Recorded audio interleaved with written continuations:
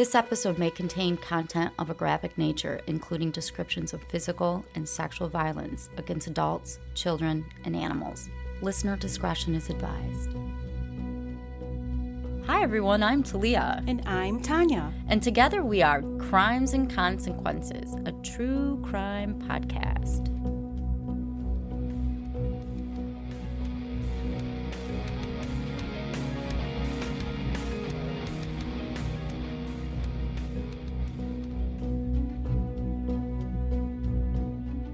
Welcome back, everyone, to another episode of Crimes and Consequences. I'm Tanya. And I'm Talia.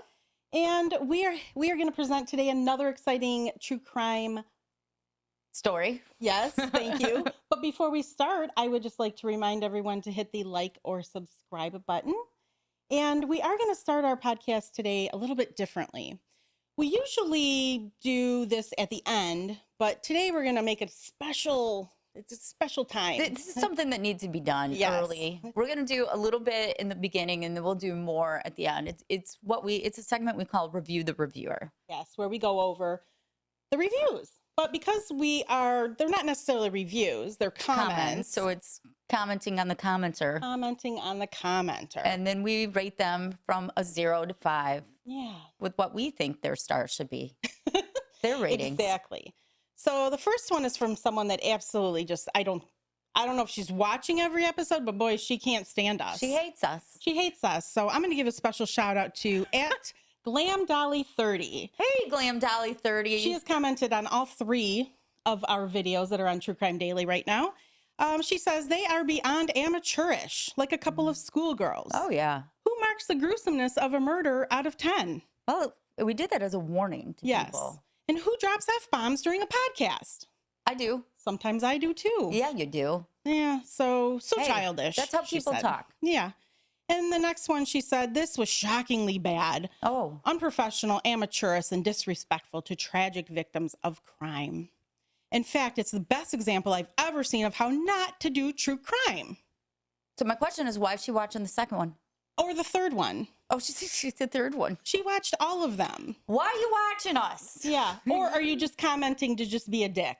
I'm just asking. Because, I'm going to have to give her 0 stars. I'm going to give her 0 stars as well. 0 stars as well, because she's an asshole. Yeah. I mean, move on, girl. It's not for you. If you don't like us, move on. Why are you watching us? I know. Why Please. are you watching? And Please. I get it. Maybe if you're new and you get into 5 minutes and you don't like it, just move on. It's okay. Yeah, we're okay with it. I'm okay with it. She's got to get a 0 star. Absolutely 0. So we'll cover some more. Move on, though. Move on. What is it? Glam Dolly? Glam Dolly 30. And I have 2 words for you. Oh, they start with an F and they end with a U.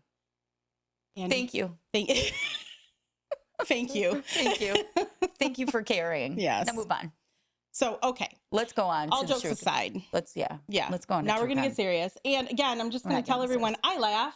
And if it's inappropriate to you, it's inappropriate. But it's a nervous giggle. Yeah, it's a nervous giggle. And I never am disrespectful to victims. No. Or their families. And I like to make fun of killers and how stupid they are. So anyway. And I like to swear. Yeah. So it makes me express myself better. It's like an art. Yeah. You wouldn't believe what I could do with the F word. Verbs, nouns, adjectives. Absolutely. It's a wonderful word. And if you don't like it, just clutch your pearls and move on. Yeah, just chill out. Just chill out. We're just being real. Yeah, just being real. So let's go. All right. What do you got? Serial killer and gross child molester, Joseph Edward Duncan. Oh, I know this one. Well, he may not be known to someone, his name might not ring a bell, but you maybe remember the case which brought him to justice.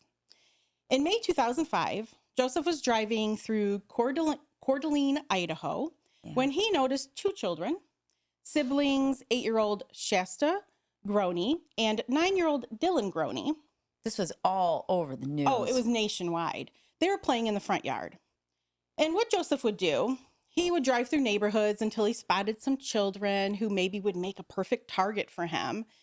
And so he didn't snatch up Shasta and Dylan right away. He waited until the evening to strike. So he was kind of like stalking them? Yeah, he was stalking them. Yeah. Scoping it out. Mm-hmm. He forced his way into the Groene house where he knew that there were parents and an older sibling. Yeah. He pretended he was just in the house to steal valuables initially. But what he really wanted, like I told you, were the children. That's what he valued most from this. Gross. Oh, I know, from this home invasion. The children's mother, Brenda, so when Joseph went in the house, Mother Brenda, she was crying and she woke the children up and she told Shasta, "You need to wake up, someone's in the house." And she told her kids through tears that they needed to come into the living room. And by the time Brenda entered the room with her two small children, their older brother, Slade, and Brenda's longtime boyfriend / fiance, Mark, were already face down, bound with zip ties, and gagged with duct tape across their mouths. So you can imagine this scene, right? Oh, it's horrible. I'm sure it was terrifying. Joseph pointed his shotgun at Brenda and told her to get on the ground so that he could do the same to her. He tied up Shasta and Dylan and took them outside and told them to wait on the grass. He then went back inside the house and he killed Brenda, Mark, and Slade. Yeah, and Slade. How did he do it? He killed them. No, he killed them with a hammer. He beat them to death. Oh my. Yeah, it was horrible. And the children were waiting outside while this was all happening. Thank God they were outside. Yeah, but I'm sure they could hear everything that was going on. And at one point, Slade even made his way outside, kind of like stumbling outside. And when Joseph saw him, he went back and hit him some more. And Slade was on the, I guess maybe the porch area, the threshold, and he fell. And police say he ended up making his way back into the house and he died next to his mom. That is so I know. Damn sad. I know. It's terrible. Like I can't even imagine the horror. Joseph kidnaps Shasta and her brother, Dylan. And Shasta's 8 and Dylan's 9. I did mention it, but I'm just reminding everyone. And the following day, he takes off. So Joseph takes off with them. But the following day, a neighbor saw some blood on the front door of the Groene house, and he contacted police right away. When they arrived, they found 40-year-old Brenda Groene, 37-year-old Mark McKenzie, and Brenda's oldest son, 13-year-old Slade Groene. All dead. Yeah, all dead. Blood was everywhere. I mean, the officers were just... Yeah, he used a hammer. Yeah, the officers were just shocked. I hate him. I know. It was a horrific scene. I mentioned that he drove off with Shasta and Dylan. What he did was, once he got the kids in the car, he tied them to the floor of his red Jeep Cherokee, and he drove them to a cabin that was located in a secluded area in Montana. This is all bringing back the memories of this case. This is just terrible. And this would be a house of horrors for these poor children. They were there, for a while. When the police arrived to the scene, like I mentioned, there's blood everywhere. And they searched the rest of the house. They found blood in every single room of this house. And they weren't sure if some of the blood was Shasta's or Dylan's, since they weren't in the home when the police arrived. So where are they? They brought in a forensic analyst, and it was determined that most of the blood was Slade's. Because like I told you, he was able to walk outside. He's moving around. Yeah, stuff. But there wasn't a single trace of blood or anything from Shasta or Dylan. Must be horrible. Oh my God. Steve Groene, Shasta and Dylan's and Slade's biological father, was called, and he was just absolutely crushed when he got this news of the murders of Brenda, Mark, and Slade. And then where are my kids? Right. Where the hell are my kids? Yeah. But police didn't rule him out initially as a suspect because there was some history between he and Brenda. And he admitted to police that he and Brenda had argued the day before. And, they sometimes had a rough time getting along, like a lot of divorced parents do. Yeah. But he was eventually cleared after investigators couldn't find anything to link him to the crimes. The day prior to the murder and kidnappings, the family had a barbecue. So police had their hands full with interviewing every single person that was in attendance at that barbecue. But again, law enforcement couldn't find anything to tie the crimes to the attendees. So the next step in the investigation was to issue an Amber Alert. However, weeks passed with no really movement in the case. Yeah. I remember all of this. Yeah, I remember it was all over the news. Oh, man. The cabin where Shasta and Dylan were being held captive, I mentioned, was in Montana. Oh, yeah. So it's a remote cabin in Montana. Yes. Good luck finding him. Yeah, out in the woods somewhere, right? Was it his? It was like at a campsite, so maybe I did not read anything that said he owned the cabin. So maybe it's something you can rent or Break into. Oh, yeah, or break like into maybe. It maybe broke into it. Yeah, I he probably didn't want to leave a trail. Once they got to the cabin, Joseph said there was a rule that the kids needed to call him Daddy. Oh, stop it. It's fucking gross. Yeah, big time. Dude. And he said if they tried to run, he was going to shoot them. At one point, he held up a claw hammer and told the children, "This is what I killed your parents with." Oh. And said, "I'm going to kill you the same way." Of course, Shasta and Dylan were absolutely terrified. God, this is just evil. This is evil. I know. And these are just little kids. I mean, This is evil. God, I can't imagine the terror that they felt. Joe was a roller coaster of emotions because after he threatened to kill the kids with the hammer, he was overwhelmed by a sense of regret for killing the family in the first place. Yeah, Really? I know. Okay. He apologized. Yeah, he apologized. But not enough to release the kids. I know, right? No, because he's a gross child molester. Yeah. He apologized to Shasta and Dylan for killing their family. I'm so sorry I killed your family. Yeah, I'm so sorry.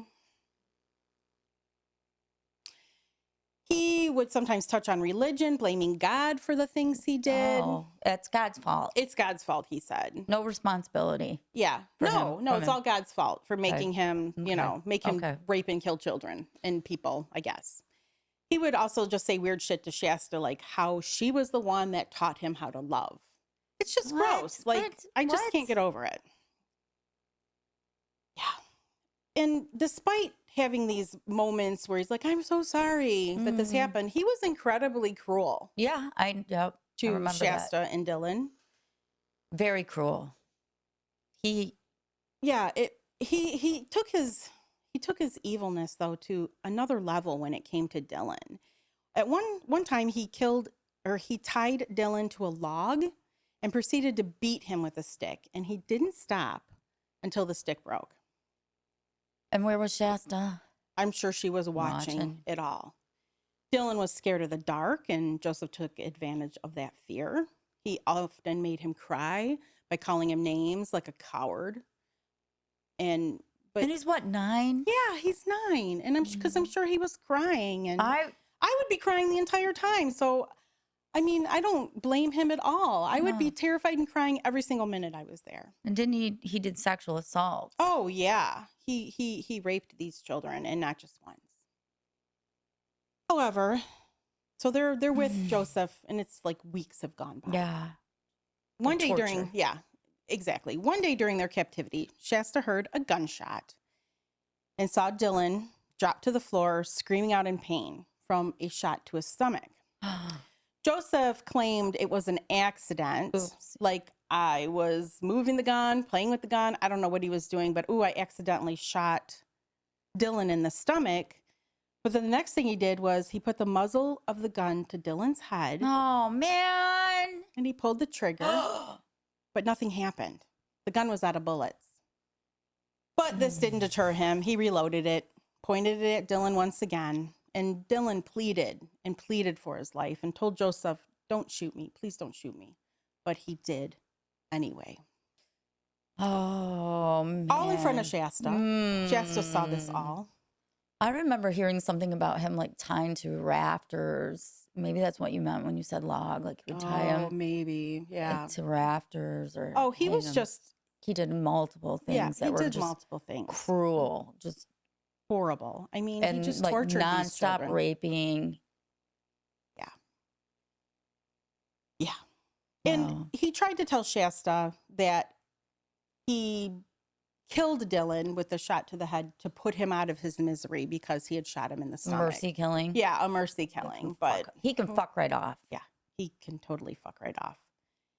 And according to Shasta, after Dylan was killed, Joseph set a fire and burned Dylan's body along with any blood-stained clothing. He then dumped Dylan's ashes into a drain pipe that led into a river. And where was she? She was there. And now my gosh, Tanya, I can't. Now she's all alone. And she's and her 8. brother's body burned. Oh my gosh. I know. This what? I know. This is very painful. I can't imagine. I hate him so much. Oh, he is such a fucker. Yeah. There's no redeeming qualities in someone like this. Yeah, thanks. Yeah, I know. Okay. Joseph was really scared of getting caught, so he would travel along the back roads that led into Coeur d'Alene. He promised that's in Idaho. That's where Shasta's family was from. Okay. He promised Shasta that he would drop her off at the police station, but only after they watched Star Wars. What is this? He said he wanted to see it one last time before he went to prison. But he thought he would also, take Shasta's mind off of this horrible ordeal she's going through. It's going to distract her from the pain. With a movie. And can't you watch it? Don't you get YouTube in prison now? I don't know. It seems like you get everything there. I don't know. They have iPads and things. Yeah, I don't know. Anyway, don't they have movie night? I don't know. I've never been to prison. I have no idea. Either, but okay. Yeah. Just an excuse to keep her longer. Yeah, exactly. He took her to a restaurant to get her some food. Denny's. Yes, Denny's. And at this point, she had been Joseph's prisoner for 7 weeks. Leading up this trip into town, he had tried to strangle her, but only stopped when she said, "Please stop." And so he did. I don't know why he stopped. And she did tell the police eventually that he threatened to kill her multiple times a day over that 7-week period. But Shasta kept hope alive. She had a strong feeling that she was going to get rescued and that he was going to get caught before he actually killed her. And she was right. While in the restaurant, one of the employees recognized her from the news. I remember this. It was like a miracle. Yes. And I remember hearing the call. Yeah. I've heard it on the internet, and it was a woman, and she said, there's a little girl in here, and she looks just like that little girl that's been all over the news, Shasta. And, maybe I'm wrong, but she looks exactly like Shasta. Well, she was Shasta. Yeah. So the police show up, and obviously they arrest Joseph. And Shasta helped the police with filling any blanks in his story, maybe that he had told the police about what happened to her brother and about where they were being held. She took law enforcement out to the cabin so they could collect physical evidence that would assist in. That'd be hard to go back to that cabin. My God, I don't know. This poor girl, Oh man, that's very brave. I remember. She was so brave. She was just so strong, and having to relive everything to help in the investigation just must have been, I can't imagine. After Joseph was arrested, and while he was in custody, he confessed to other abductions and murders. And this part of the story I didn't know about, because I do remember. I don't know the details. I just know that this wasn't his first time. Because I remember when he killed the Groene family, and when this all happened to her, I just didn't know there were other crimes. Wasn't it in California? Oh, he was all over the place. Yes. Those first recorded murder victims were Sammy Jo White and Carmen Joy Cubayas. Okay. These two girls were inseparable. Sammy Jo was 11 and Carmen was 9 at the time of their murders. These two girls were half sisters. Then they were best friends. Where did they live? I'll get to that. Oh, sorry. My bad. I just jumped They were the gun all the best time. friends who did everything together, and they were just two little girls that were fun-loving. They loved Disney movies and drawing pictures and listening to their favorite music, which was R&B. They loved going to 7-Eleven and getting snacks. Too. Oh, me too. 7-Eleven is the place, right? They lived with their mother, Margaret Delaney, in a motel. In a motel? They lived in a motel. And they lived in a motel. Their mother moved around a lot, and they weren't enrolled in school. So really, these two little girls have a stable environment going on. Right. So these two little girls were all they had, right? They didn't have any friends. They had each other. Yeah, they had each other. Exactly. On July 6, 1996, both Sammy Jo and Carmen disappeared while leaving the Crest Motel, which was in Seattle. Okay, so there we are. They're in Seattle. They're in Seattle. And that motel was located on Aurora Avenue North. And this was a little bit before 11 p.m. The street that they had taken, or that they were on, was known for its drug dealing, and sex workers worked off that street. So it's not exactly the safest neighborhood for these two little kids. What's the mom doing? I don't know what she was doing, but we're not going to blame her. I'm not judging. I'm just saying. Yeah, I know. And it's 11. I mean, it's late. These little girls should not be out. But they were. They went to a nearby restaurant called Taco Time. Oh. To get cigarettes for their older brother. Okay. And this is where they were last seen. When their mother, Margaret, got home, she was at work, I believe. Okay. Trying. And the girls had not returned. She reported them missing. The police initially thought, like in a lot of cases that we've covered, that the girls had run away. But their families, their family members said they would never run away. And like, how old are they? Wait, they're 9 and 11. Where are they going to go? I know, like You're not gonna last teenagers, very long. maybe I can understand you think that about maybe a 15-year-old. Third grade, how are you going to make it on your own? Right? No. But I'm sure it happens. They had their reasons. Sadly, on February 10th, 1998, the remains of Sammy Jo and Carmen were found by a homeless person who was residing in an abandoned barn in the North Creek area of Bethel, Washington. So he got both of them. Yep, he got both of them. Probably used one to, control the other. I would think so, because they loved each other so much. They were inseparable. I'm sure they would have never left each other to run away. He just gets worse. Yeah. The King County medical examiner determined that the two girls had been killed shortly after they disappeared. The skeletal remains were found in a field, and not much else. It was skeletal? Yeah. So how long was it? It was almost 2 years. They disappeared. 2 years? Yeah, they disappeared July 1996, and they were found February 1998. So was that maybe a year and a half? Wow. Ish. That poor mom that whole time. Oh, I know. Where are my kids? I know. And not much else is known about how they died, other than they were... Because of skeletal remains. Yeah, other they were killed in a violent way. Well, how did they know they died right away? That's a good question. If it's their skeletal remains. You're right. How did they know? I don't know. You're the expert. I'm not a medical examiner. Okay. She's not a trained professional. Not a trained professional. Just a lawyer. We're just lawyers. Right. Ah. I know. Well, they have ways. I don't know. I don't know. But what does right away mean? I don't know. I know. If they're just skeletal, I don't know. Now I'm gonna be thinking about this forever.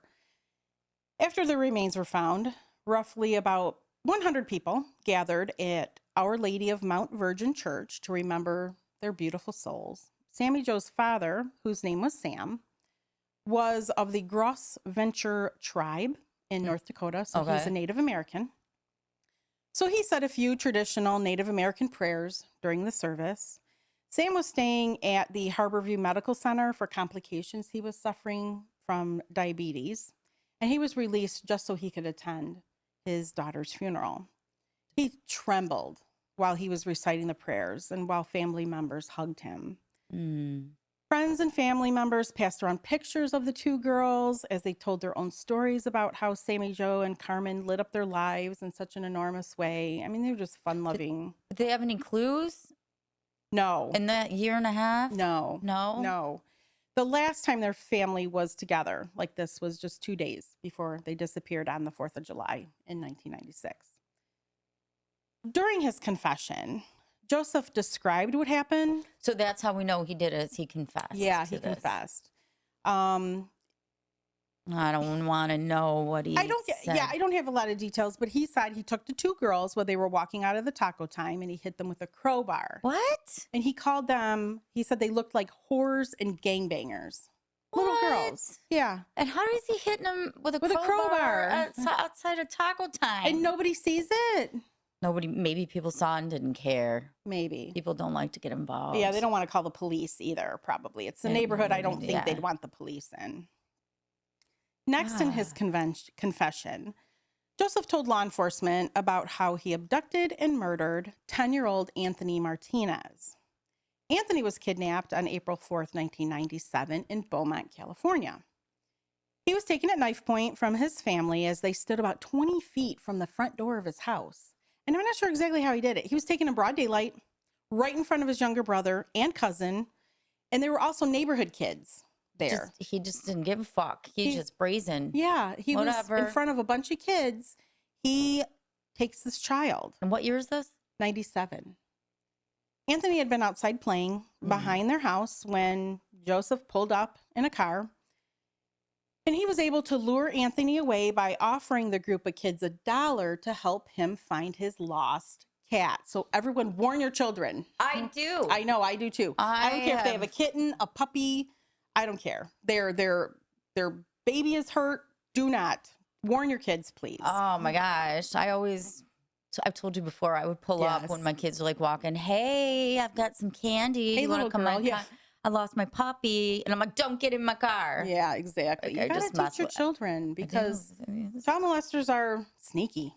And that's how they get away with it. And they're everywhere. Yeah. Don't think they're not. Yeah. He held up this photo of a kitten and he held up the $1 and some of the kids ran away. But Anthony... He held up a photo of a fucking kitten. Yeah, not like, he was like, this is my kitten. Yeah. Okay. All right. This is what my kitten looks like. Fucker. Anthony wasn't his original target. He actually lunged at Anthony's younger brother and missed. Then he decided that Anthony was going to be his next victim. After Anthony disappeared, a sketch artist was immediately brought in. And the sketch artist worked with the children that were there. He worked with the children for hours. These kids were traumatized to help get a picture of what Anthony's abductor looked like. And they published it on the news and 15,000 leads were called in. Holy shit. And the police followed up on every single one of them, but nothing panned out. 15,000. 15,000. That's insane. I know. And none of them panned out.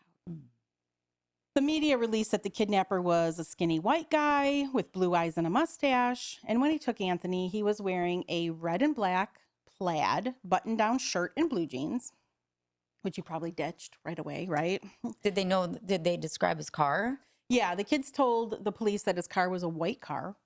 I don't think they would know enough to know what kind of make it was, but they said it was a white car. The Riverside County Deputy District Attorney said that he thought the kidnapper was someone who was familiar with the area since, he said the abduction didn't seem like it was like spur of the moment. Like, I just, I'm in a weird area and I'm just going to kidnap a child. Like, he knew what he was doing. 16 days after he was abducted. Oh, what are you going to tell me? The nude body of Anthony Martinez was found in a remote area of the desert with his feet and his hands taped together. God. Most of his body was buried under some stones, but his face and hands were exposed. And due to the exposure to the elements and to animals, that's where his body suffered the most decomposition. So he tried to bury him somewhat. Yeah, cover him up with stones. Maybe, like the police couldn't decide whether he covered him with stones on purpose or if the stones fell from higher elevation, and landed there. So it could have been either or. I mean, he could have just dumped his body out in the desert, and who knows. His body was found by a Bureau of Land Management ranger who noticed vultures circling in the sky above Anthony's body. Since his body was found in such a remote area, which was about 130 miles from Los Angeles, this was another factor in the police thinking that the person who did this was familiar with the area. There wasn't much evidence left on Anthony's body. Yeah, because he was nude too. Yeah, except there was a partial thumbprint that was left on duct tape that was around his feet and hands. I'm not sure if it was on the one on his feet or his hands. It doesn't matter. I hate stories with kids. Oh, these are the worst. I just... Okay.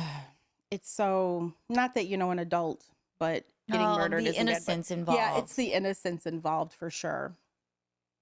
Since his face was heavily decomposed, the police had no idea who this child was. And he's far away, right? Yeah. You said... He was from Beaumont, which is a suburb of Los Angeles. So I think he's probably at least, he was 130 miles from LA. So. Yeah, so he's far. Yeah. Yeah. But they were able to use dental records, and they determined it was Anthony. And with that ID, the nationwide search ended for him. When the news broke about the discovery of his body, the LAPD was very careful with the information they divulged. The only thing that they would say was that his cause of death was pretty obvious when looking at the body after it had been uncovered by the rocks in the ravine. What did he do? The details about Anthony being molested was also kept hidden, but they did say that this crime was the work of a, quote, practiced sexual predator. Unquote. Anthony had been raped at least once, but probably more, because Joseph never let a child go after only raping them one time. Yeah, that's why I wonder what he did with those girls. I know. Police estimated the predator was 25 to 35 years old. He was about 5'8". The FBI got involved in the search for this mystery man. And they even brought in an archaeologist in hopes of getting a different perspective on the crimes. An archaeologist? I know. I mean, I could see that if it had been longer than 16 days. But... yeah, but they brought one in. Okay. I know that one kind of intrigued me. I was like, why are they getting an archaeologist? I wanted to be an archaeologist. I know you did. I wish I would have done that. Instead, you that. became a lawyer. I know, and every day I kick myself. Every single day. Choice. I could be somewhere just dusting, dinosaur bones. Exactly. Or, wonderful artifacts from the past. But instead, I'm here lawyering. So. Well, you're podcasting too. In podcasting, yes. But, life's funny that way. Anyway, investigators, along with some FBI agents, made their way through the Joshua Tree National Park. As gunshots could be heard. There was an open gun range nearby, which I'm sure was kind of unnerving. They gathered shell casings and took pictures of everything that could possibly be relevant to Anthony's case. And then they made their way to the makeshift grave. Once they got back from where his body was discovered, which was about 100 feet from the closest road, the authorities were unable to determine... It's 100 feet from the closest road. Yeah. So how did he get him out there naked? They carried him. He's a little boy. He's 10.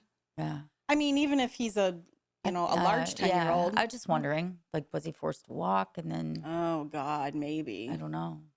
Oh, no. I don't know either. Since his body was so badly decomposed, the medical examiner could only say that he could have been dead for as little as 2 days or for as long as 2 weeks.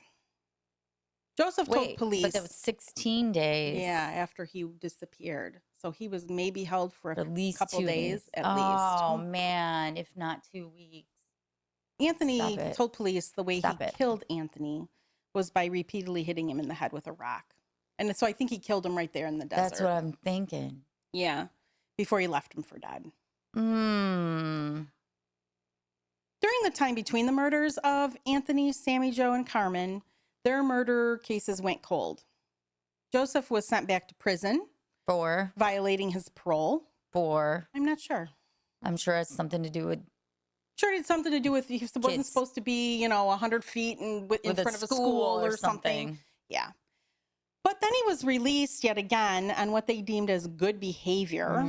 At this point, he was classified as a level 3 sex offender. A level 3 sex offender. And it meant that even though he was being released, he was more than likely going to commit another sexual crime against another child. So we're going to release him. Yeah, even though it's more than 50% more, more than 50% likely. Yeah. It's going to do it again. Let's get him out. Yeah, let's let him out. But we'll put safety precautions in place. Yeah. He's not allowed by a school. Right. Yeah. Things like that. Yeah, like no kind of other monitoring, no ankle bracelet or no, we're just going to let him out.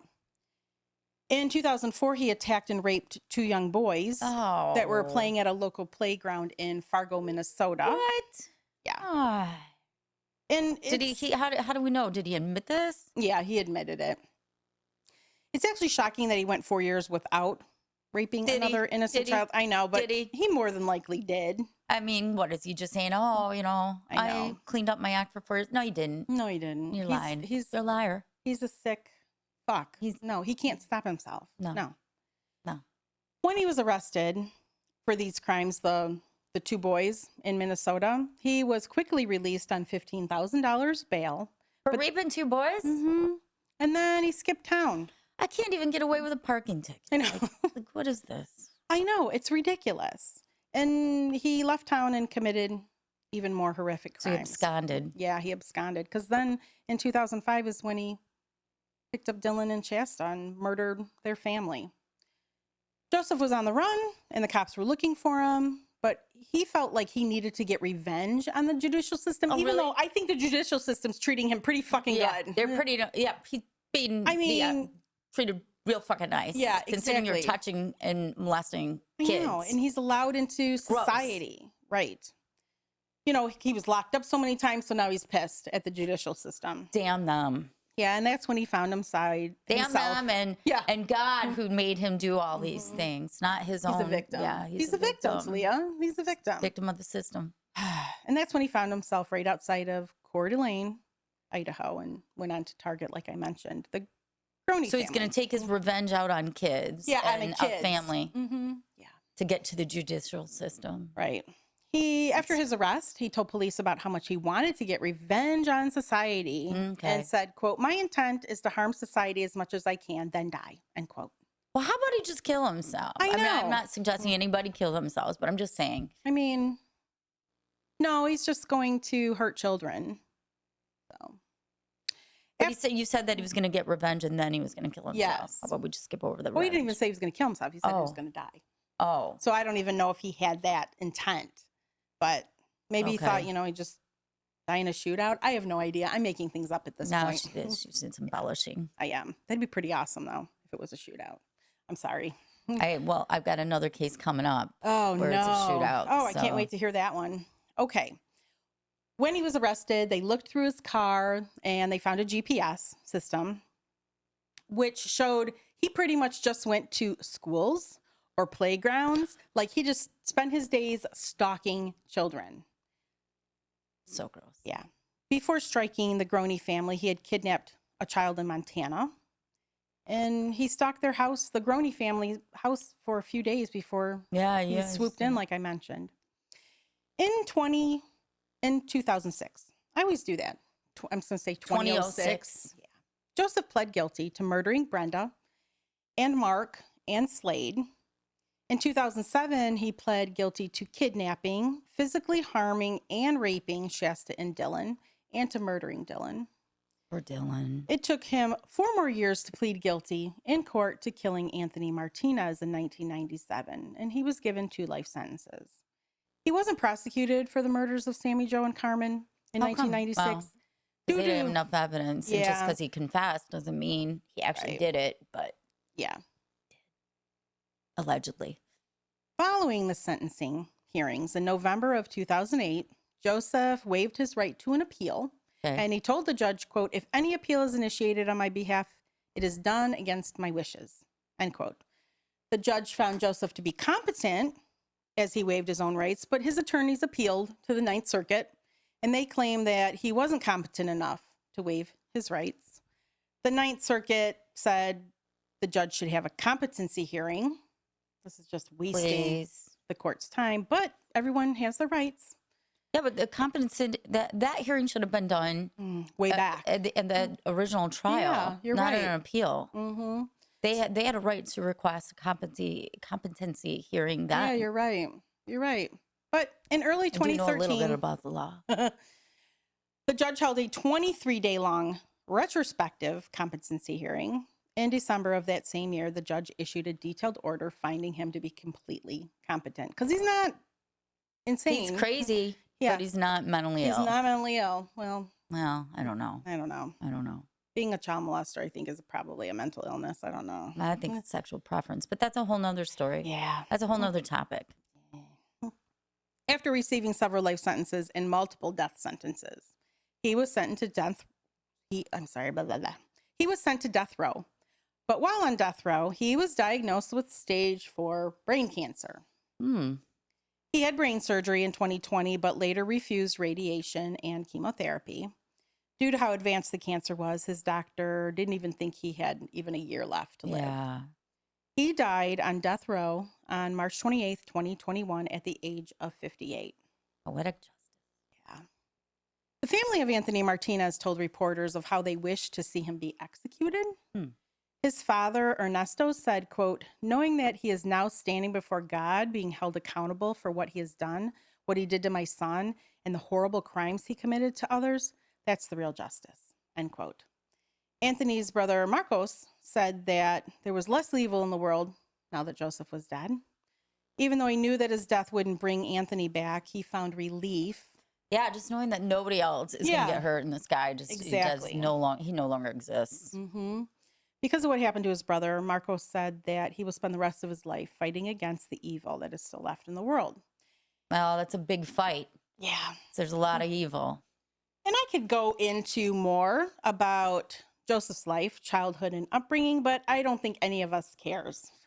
I'm sure what his mom wasn't abused. nice. Yes, He was abused. He was sexually abused. Well, he still had choices. Yeah. He still had choices he could make, Mhm. and he made really bad ones. Yeah, I mean, he made a conscious decision to do everything he did, and instead of getting therapy or dealing with his own issues, Seeking help.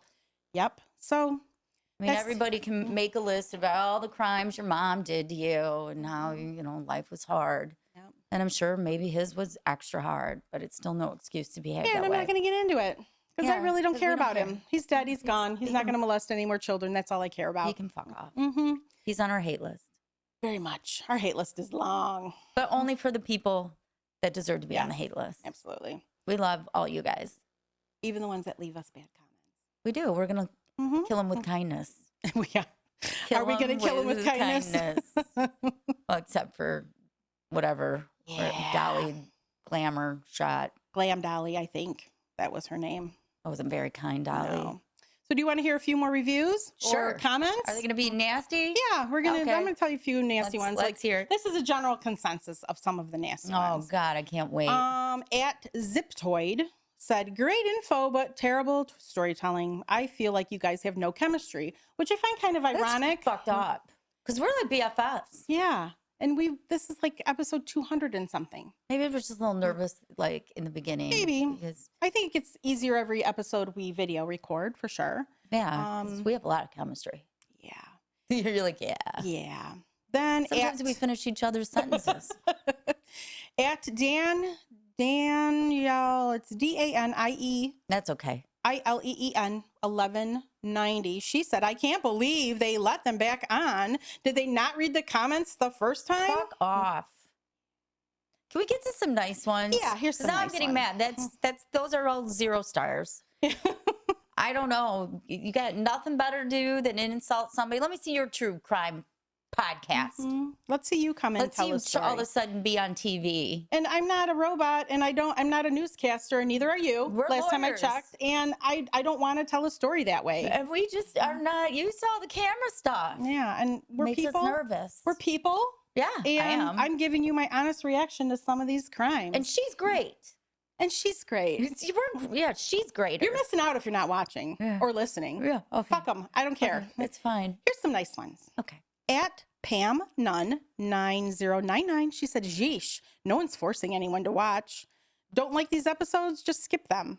Yeah. I don't feel they laugh at or disrespect or are disrespectful of the victims. They laugh at themselves and side topics, not the girl or what happened to her. I mean, you are never going to be everyone's cup of, and that's okay."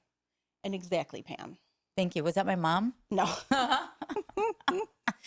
And there was one comment that I saw, and she defended us pretty vigorously in the comments, and I couldn't find it today to talk about it, but her name was Tanya, and there were some numbers, and it wasn't me. Wasn't you. I thought it was funny because I was like, and she was a blonde woman, and I was like, it's not me, but thank you, girl. Thank you for all the defense. Well, here's the thing. You don't like us, move on. I mean, I don't sit there and write. I have better things to do than write negative things me too. about people. I just don't watch again if I don't like it. I assume nobody cares what I think anyway. I know. Like, why am I going to leave a review? I know.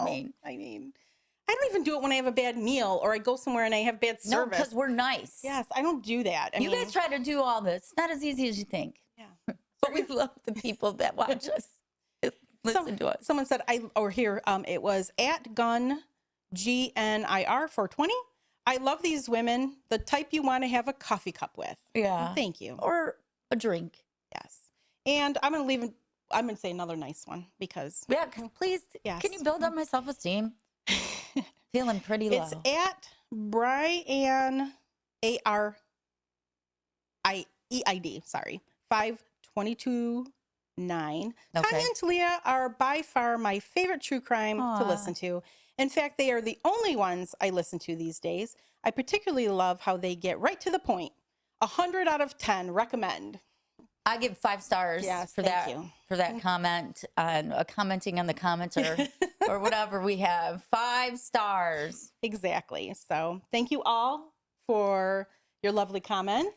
Yeah. And there's so many haters out there in general that we learned that like 60% of everything is going to be people at least that hate you. And it's like they don't like our swearing, they don't like our laughing, they don't like people not swear? Apparently not. So are we the only ones that say fuck? I can't believe that because I know plenty of people. Everybody. Yeah, everyone. So, in the court. I mean, at the chambers. Yeah, I know the judge, a lot of they're lawyers. dropping up bombs. Yeah, the judges. Come on, we're all. Your dentist does. Your doctors do. Yeah, I mean, just come on, you do. You swear to. You know it. My mother-in-law always said she never said the F word in her entire life. Well, she's missing out. Yeah. Well, maybe she's a better person than me. I don't know because sometimes the F word is. Sometimes you just say fuck. Yeah, like what the fuck? That's a favorite of mine. Yeah. But anyway, well, thank you all for watching and listening, and don't forget to hit the subscribe or follow button. Thank you, True Crime Daily. Absolutely. Thank you, True Crime Daily. Us on. Yeah. So nanny. So what the hell, Tanya? What the hell is that? Oh God. At least for now. We'll see next week. If you would like more episodes of our podcast, we don't have additional video episodes, but if you'd like additional podcast episodes, you can hit our Patreon.